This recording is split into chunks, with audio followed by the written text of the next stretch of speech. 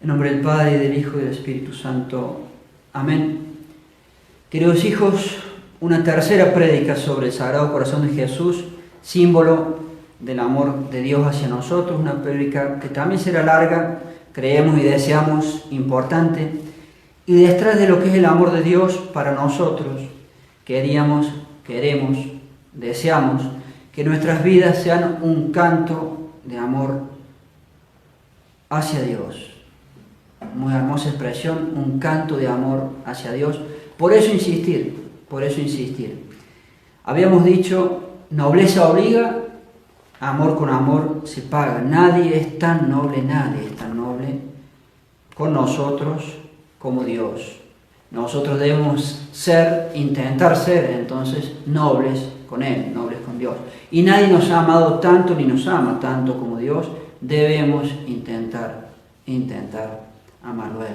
Repitamos el concepto de la caridad, virtud teologal infundida por Dios en la voluntad, por la que amamos a Dios por sí mismo y sobre todas las cosas, y a nosotros mismos y al prójimo por amor a Dios. El motivo del amor es y debe ser lo que Dios mismo es, la bondad misma de Dios.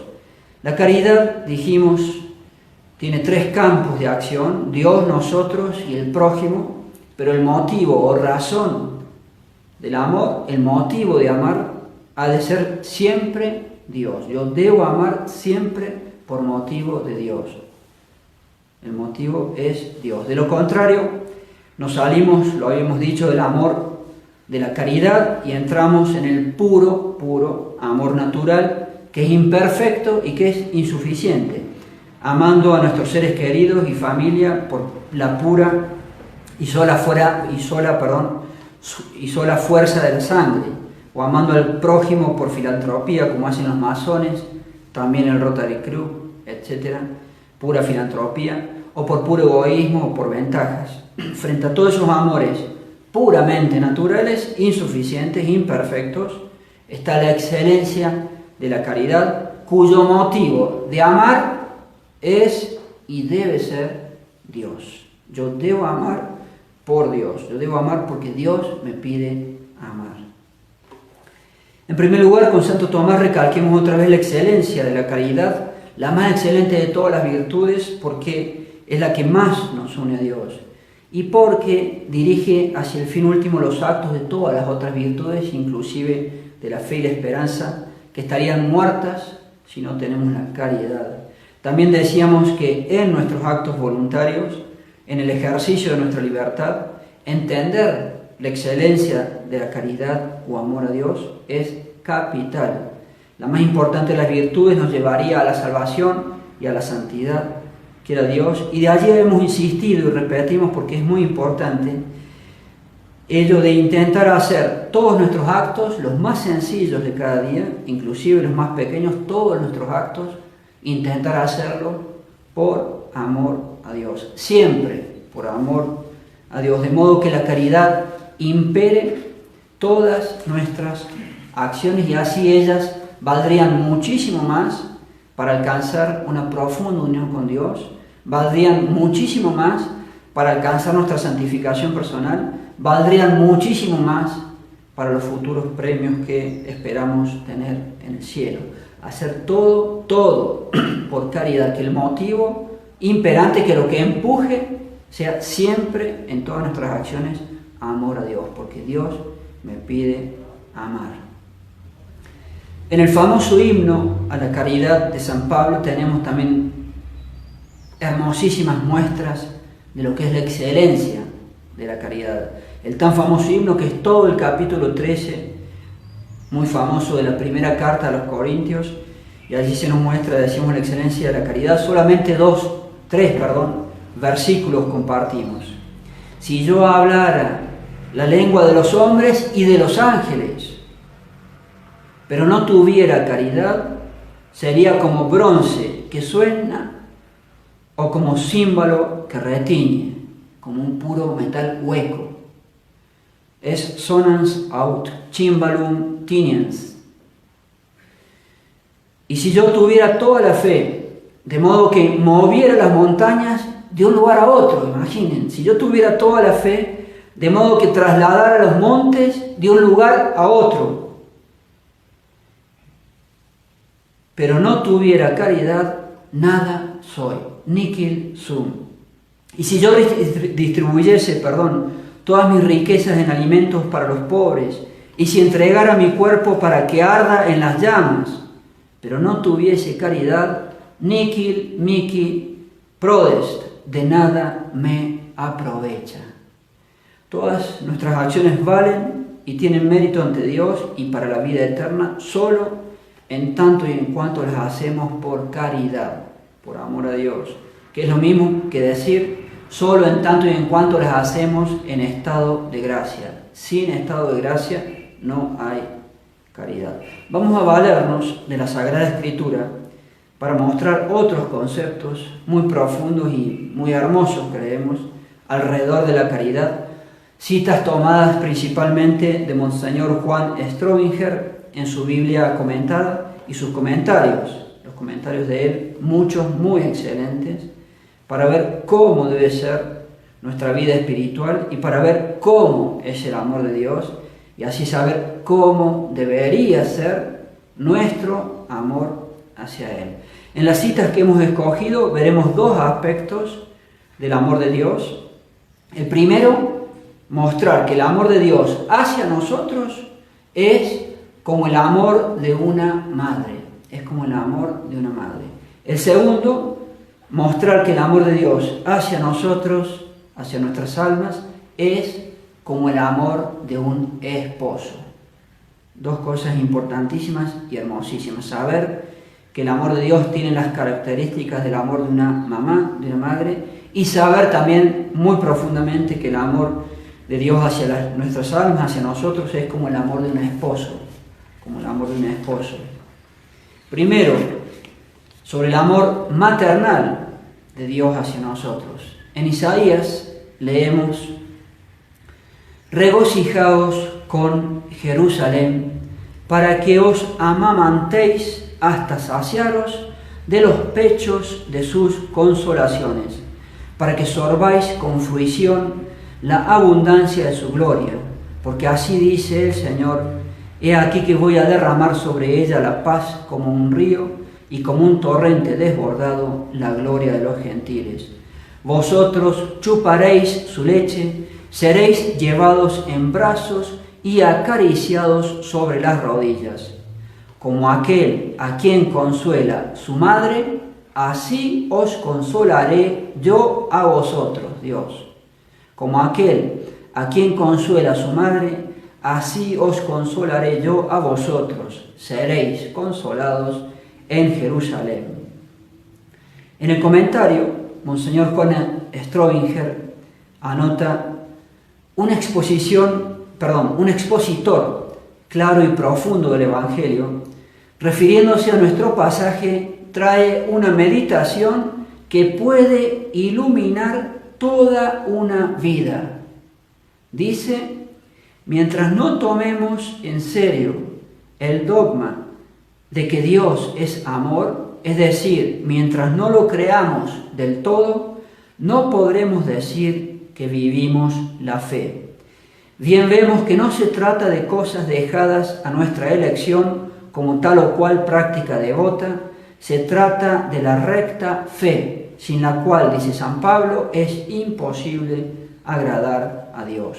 Jesús, que es el retrato perfecto del Padre, nos hace comprender fácilmente esta actitud maternal de Dios, que por su exceso de bondad resulta increíble para el criterio humano, cuando nos dice: al que viene a mí, no lo echaré fuera ciertamente.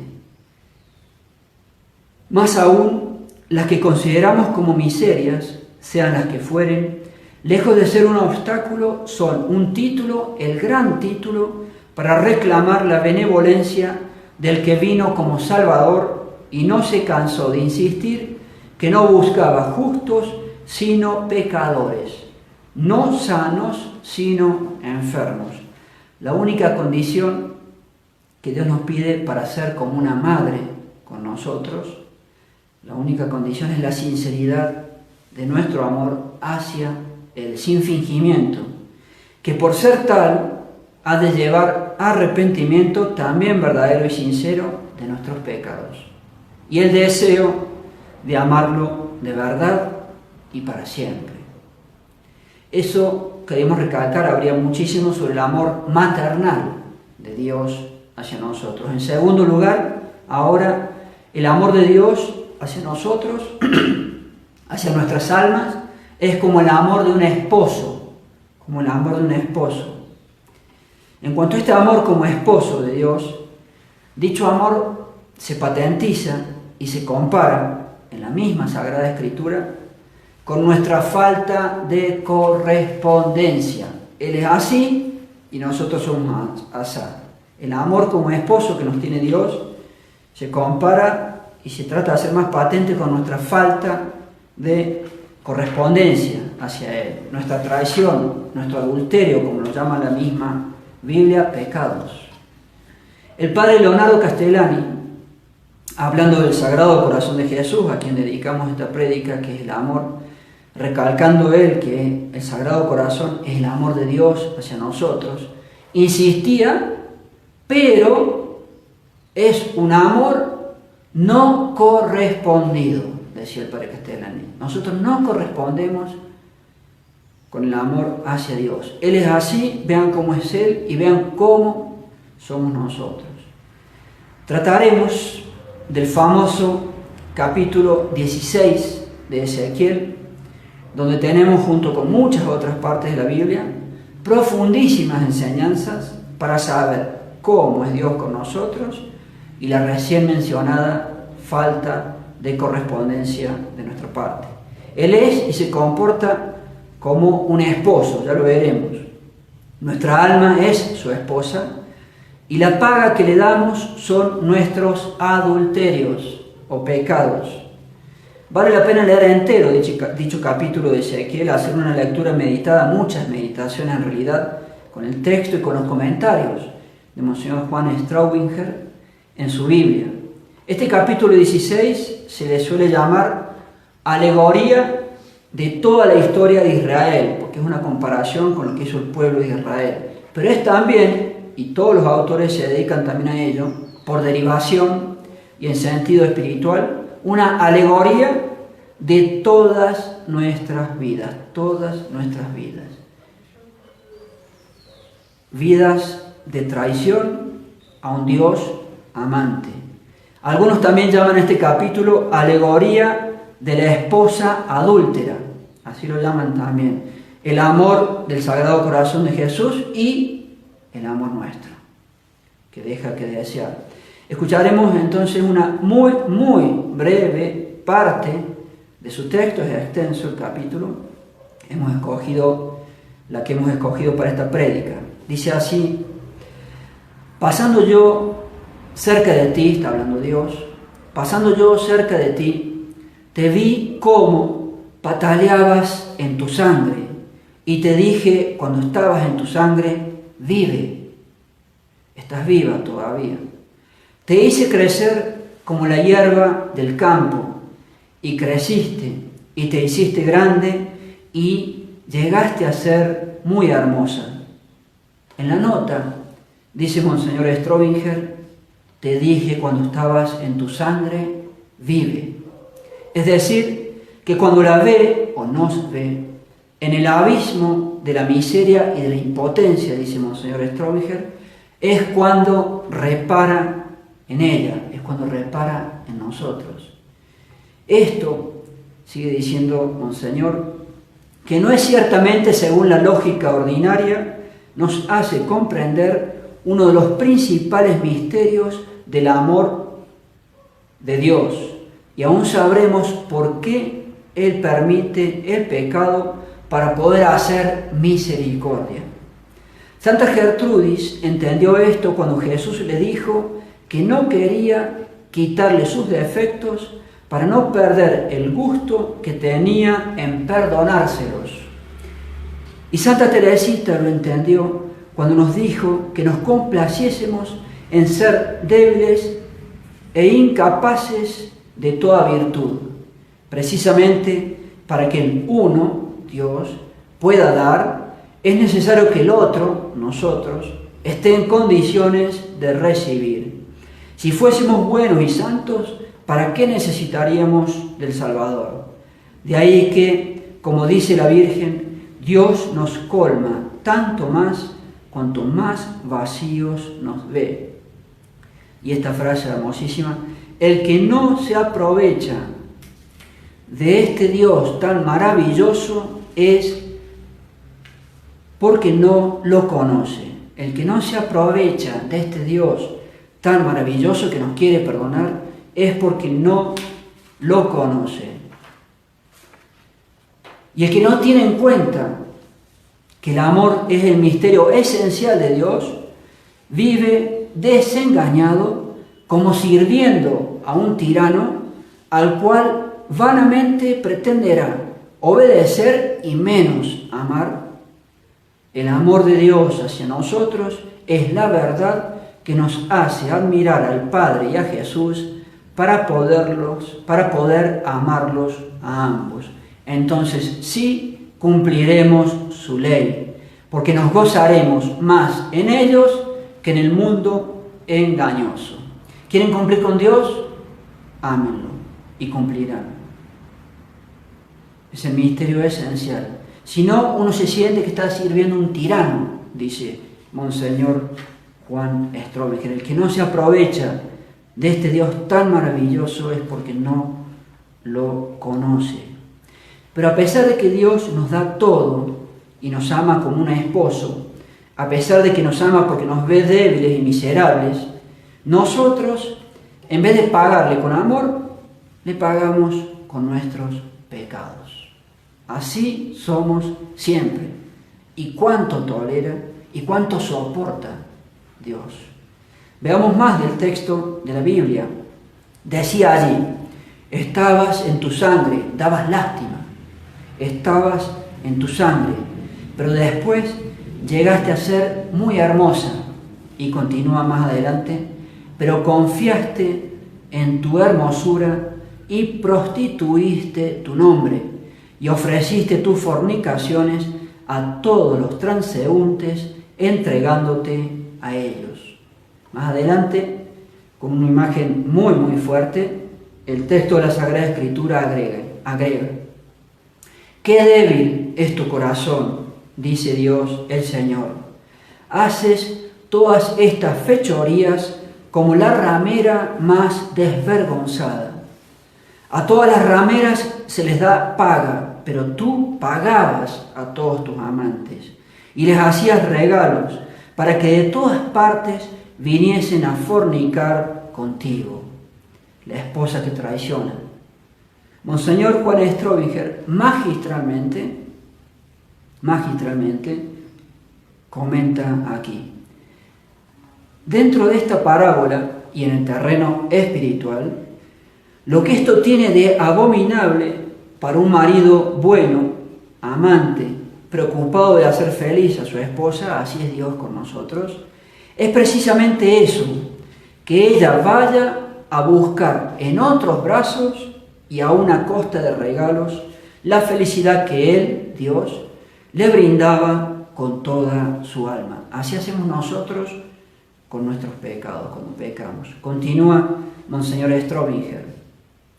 Y si el marido es un hombre lleno de atractivos y un gran Señor, Dios, y ella no es nadie, ella es un don nadie. Nosotros somos un don nadie. Él es un gran Señor, Dios, y ella no es nadie, un don nadie. Y sin embargo, lo abandona por otro hombre inferior y estúpido y malo, el demonio, nuestros propios pecados, la nada de nuestra miseria, todo ello preferido a Dios. ¿Hay algo peor? Pregunta Monseñor Strobinger. ¿Hay algo peor? Esto es exactamente lo que Dios siente también con nosotros. Pues bien, ¿qué haremos? ¿Qué haremos? ¿Seguiremos pecando? ¿Seguiremos cambiando los brazos de Dios, los brazos del amante esposo, por los brazos de un cualquiera? Nuestros pecados, nuestra bajeza, ¿qué haremos? Por empezar, tenemos que ser humildes, bien humildes, ya que hemos pecado, porque hemos pecado. Y hemos pecado contra Dios, contra el esposo. Todo pecado es algo contra Dios. Y así, ante nuestros pecados y con este deber de ser humildes, así termina este impresionante capítulo de Ezequiel. Solo así, con humildad, pues somos una nada y una nada pecadora. Solo así nos recibirá Dios. Solo así nos recibirá de nuevo Dios, el esposo. Sobre esto último de ser humildes ante nuestros pecados, la Biblia dice allí en el final de este capítulo: y después de todo lo que has hecho, estableceré contigo, digo yo, a pesar de eso, estableceré contigo mi alianza y conocerás que yo soy Dios, para que te acuerdes y te avergüences, y avergonzada no vuelvas más a abrir tu boca cuando yo te haya perdonado todo lo que has hecho, dice Dios el Señor. Vale decir, encima de nuestros pecados somos fanfarrones. Encima de nuestros pecados nos creemos una gran cosa, habladores. Tenemos el descaro de andar y seguir hablando, opinando. Quédate callado, por lo menos. No vuelvas a abrir la boca, sé humilde. Dice Dios en la Biblia: no vuelvas a abrir más tu boca cuando yo te haya perdonado todo lo que has hecho. Hemos pecado, seamos humildes. Por lo menos, si hemos pecado, seamos humildes. Guardemos silencio. Conclusión: hemos de terminar con una enseñanza bien en positivo, una enseñanza linda, bien en positivo, de cómo debe ser nuestro amor hacia Él, hacia el Sagrado Corazón, que es el símbolo del amor hacia nosotros. ¿Qué vamos a hacer? ¿Qué le vamos a dar a Dios? ¿Daremos finalmente nuestro amor a Él? ¿O seguiremos en brazos extraños? Seguiremos pecando. Nobleza obliga, nobleza obliga. Amor con amor se paga. Con Dios hemos de tratar de ser como una esposa amante. Como una esposa amante. Vean también estos hermosos conceptos tomados de la Biblia de Monseñor Strobinger. Dice así: el primer esposo es Dios, el esposo único y legítimo. A Dios hay dos maneras de mirarlo, según nos gocemos o no en su amor. Si no nos gozamos en su amor, no tendremos interés en considerar en detalle las pruebas de su amor, las pruebas de amor que de Él hemos recibido, o lo haremos siempre en general como para no faltar a un deber.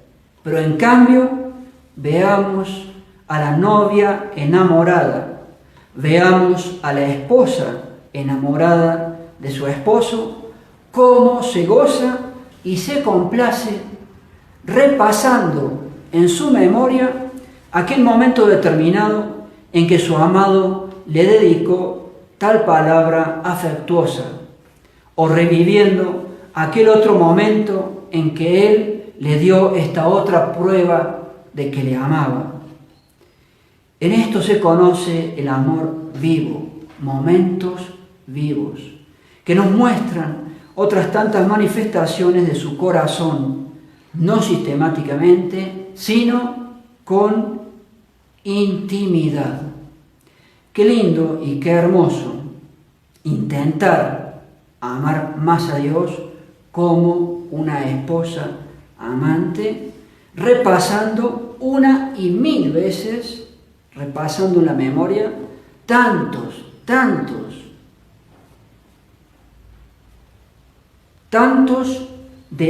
detalles de amor, tantísimas cosas que pasan en la vida de cualquier persona, de cualquier ser humano. Y se ven allí pequeñas muestras, delicadas muestras, de amor de Dios hacia nosotros. Repasar como una esposa amante que recuerda esos momentos, los millones de gestos en cosas delicadas y hasta pequeñas que Dios tiene de amor hacia nosotros. Qué hermoso poder hacer eso. Pero para poder amarlo, debemos obrar bien, lograr la salvación para poder amarlo por toda la eternidad. Nuestras últimas palabras son de la madre patria España, la campeona que fue del catolicismo y a la cual todo católico, lo diremos siempre, todo católico debe amar entrañablemente y no creer la falsa historia oficial contra ella. Tomamos de ella un hijo del siglo de oro de España, Fray Pedro de los Reyes, el cual en una poesía sobre la salvación decía así: yo, ¿para qué nací? Para salvarme. Que tengo que morir es infalible. Dejar de ver a Dios y condenarme, triste cosa será, pero posible. Posible. Y río y duermo y quiero holgarme. Posible. Y tengo amor a lo visible. ¿Qué hago? ¿En qué me ocupo? ¿En qué me encanto? Loco debo de ser, pues no soy santo. Quiera Él entonces regalarnos la salvación para poder amarlo para siempre. Ave María Purísima. En nombre del Padre, y del Hijo, y del Espíritu Santo. Amén.